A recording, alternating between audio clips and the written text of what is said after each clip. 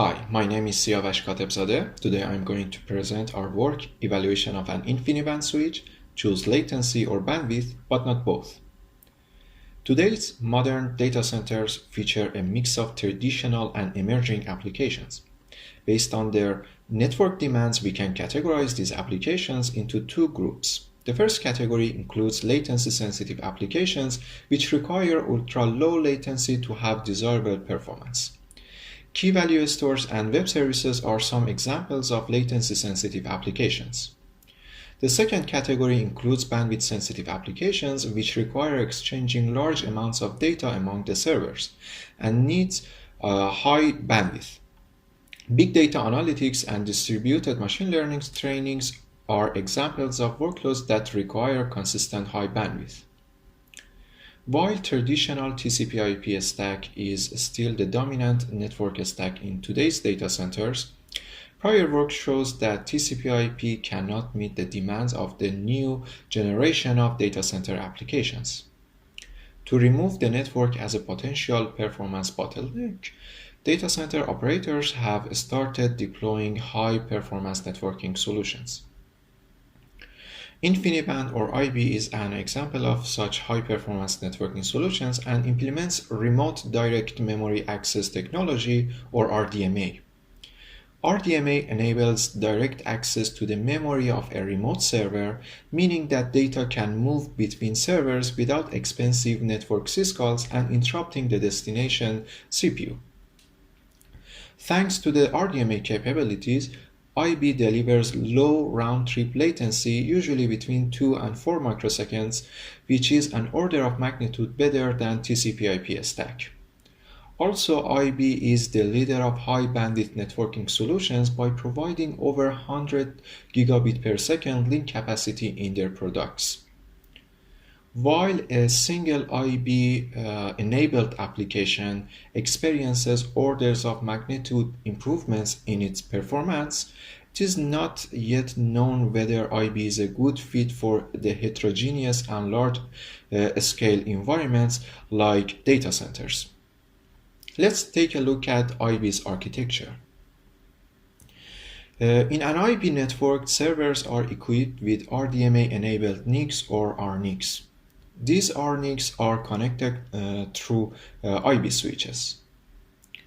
All traffic inside of IB networks, including traffic from latency and bandwidth-sensitive applications, passes through the switches.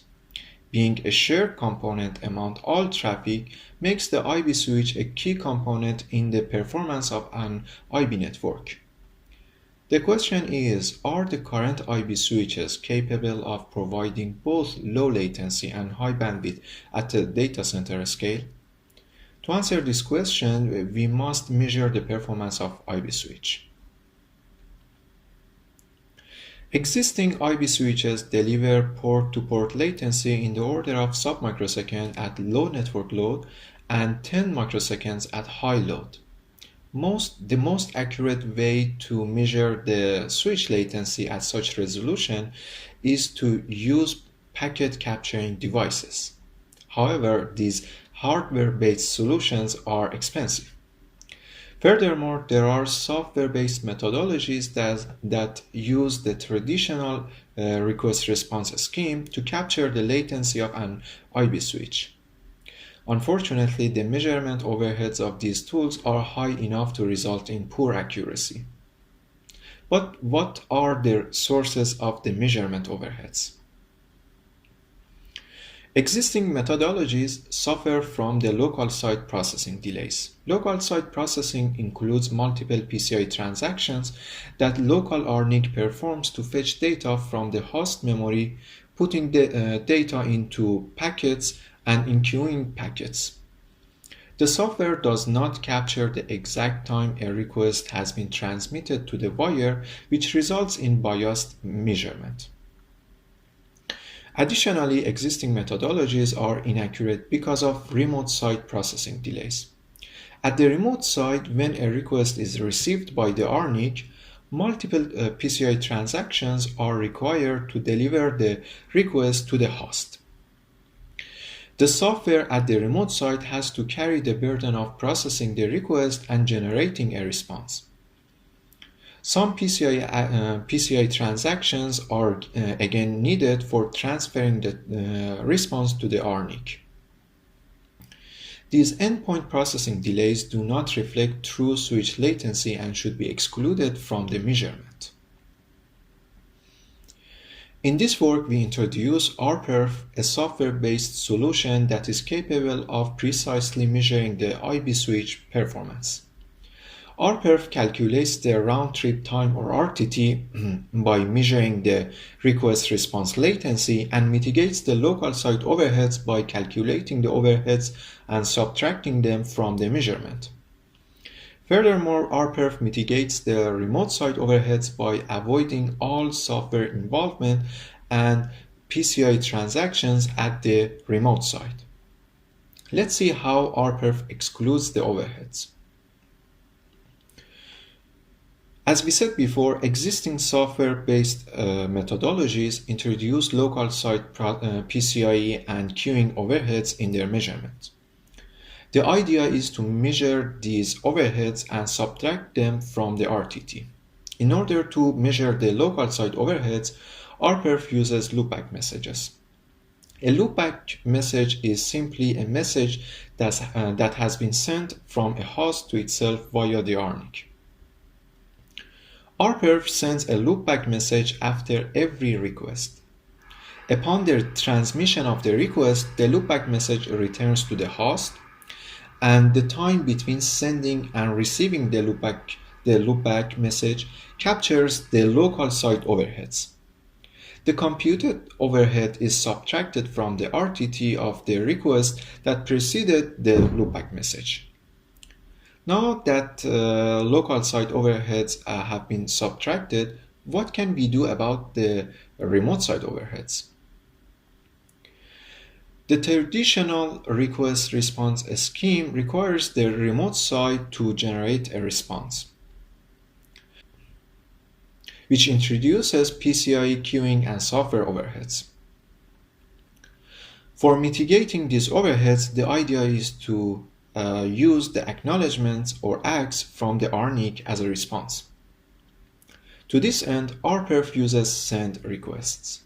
Send is an RDMA primitive that guarantees reliable delivery using ACKs. Once a request is received, the remote RNIC immediately sends back an ACK.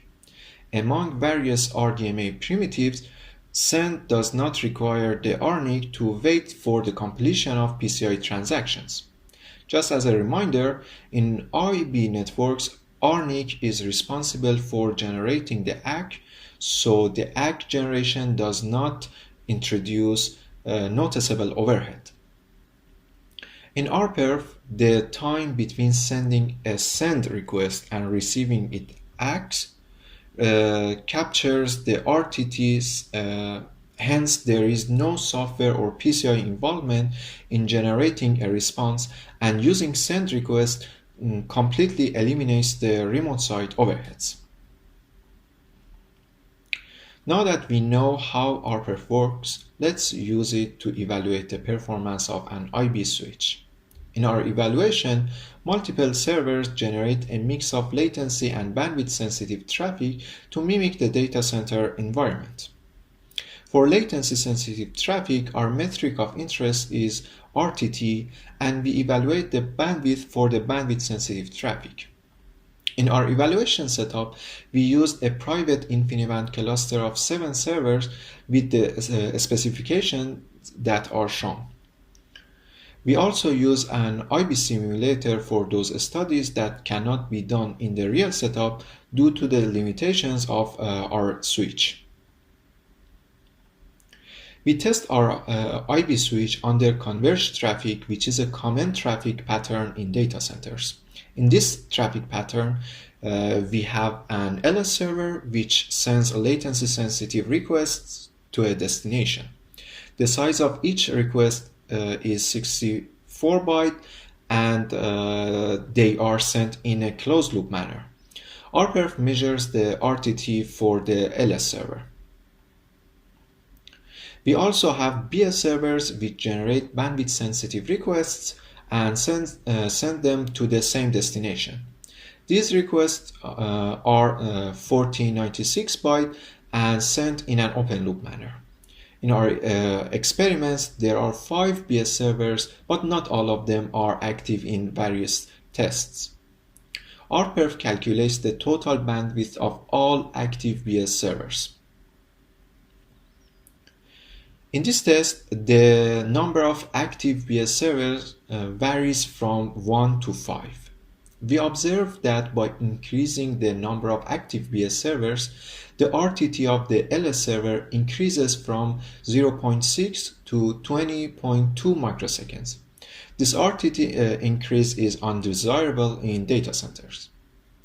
We also observed that regardless of the number of active BS servers, the total bandwidth of all of the BS servers remains around 54 gigabits per second out of 56, which is our link capacity. While the RB switch succeeds in providing consistent high bandwidth, we observe a significant increase in the latency. The reason behind the high latency is that the traffic from LS and BS servers share the same switch output port, and the output port contention victimizes the packets from the LS server. We observed that our IB switch fails to protect latency-sensitive traffic out of the box, and the reason is that the latency-sensitive traffic competes with the bandwidth-sensitive traffic at the output port. To resolve this problem, the switch must avoid letting latency-sensitive traffic wait behind bandwidth-sensitive traffic. In an IB switch, there are two options to manage the order of transmission. The first option is the switch scheduling policy, which governs the order of packets from input port to be transmitted.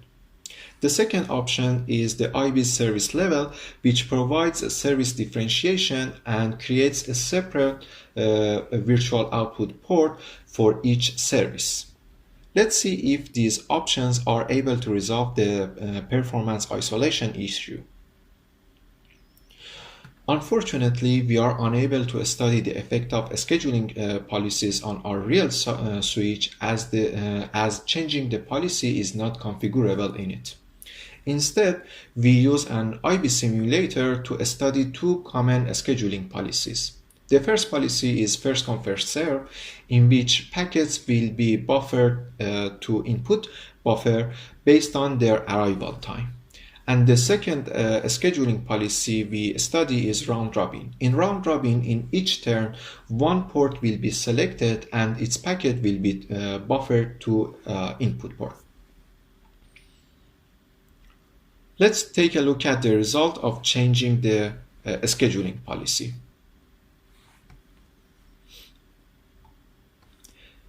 In this test, the number of active BS servers varies from 1 to 5. When first come first serve is used in the switch, we observe that by increasing the number of active BS servers, the RTT of LS server increases from 0.4 to 18.2 microseconds.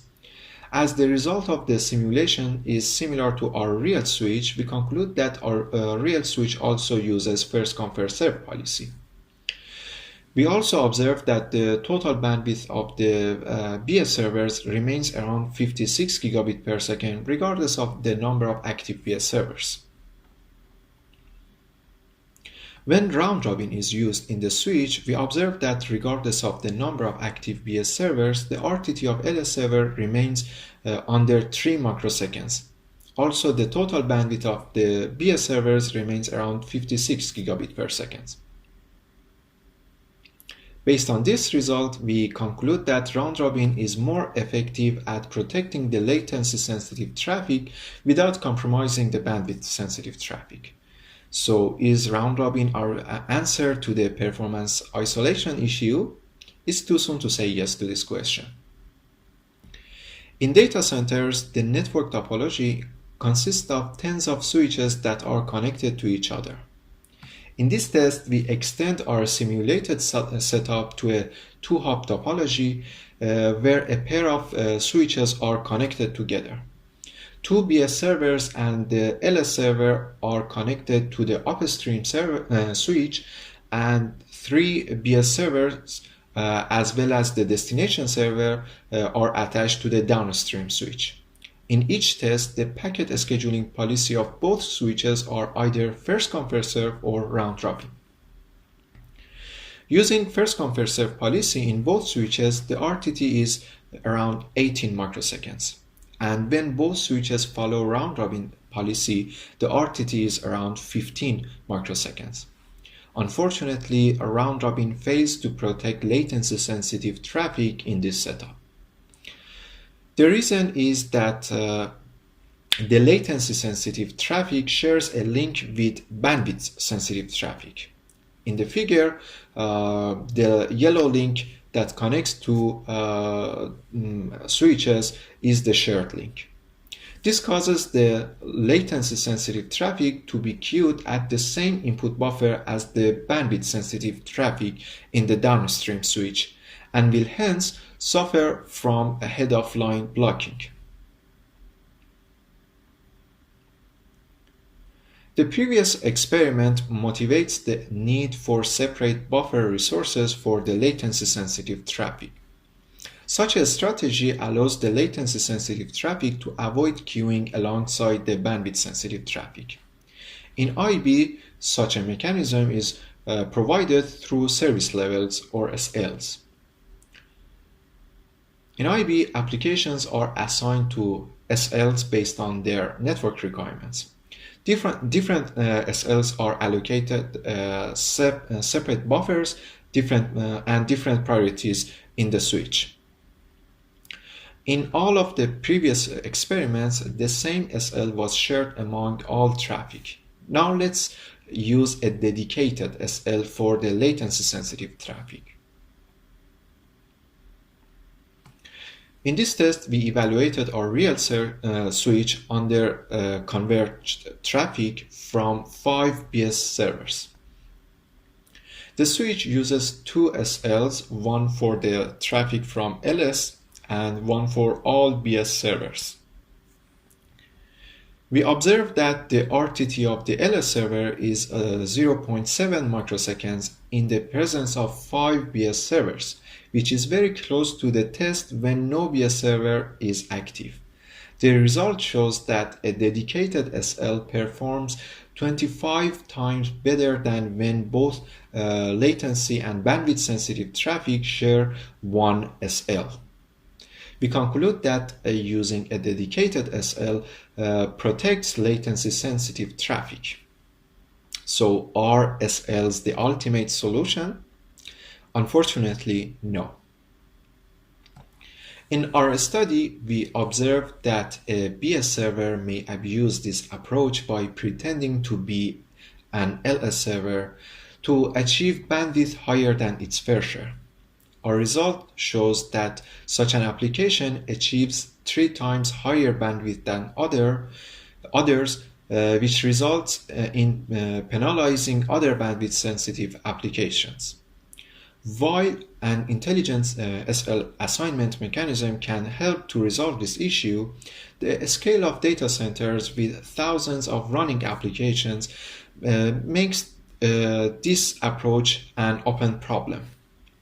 We conclude that IB's SL fails to provide performance isolation. In this work, we aim to see if existing InfiniBand switches are suitable for data centers. As a step toward answering this question, we propose RPerf, a software-based methodology for precisely measuring the performance of IB switches. Using RPerf, we observe that our IB switch fails to provide both latency and high bandwidth simultaneously. We attempt to improve the performance isolation using common packet scheduling policies as well as IB's service levels, but we found all of them deficient. We conclude that IB switches require more effective performance isolation to be suitable for data centers. Thank you for your attention. Please see our paper for additional details and studies. We also published the source code of RPerf. You can access them online. I would welcome any question.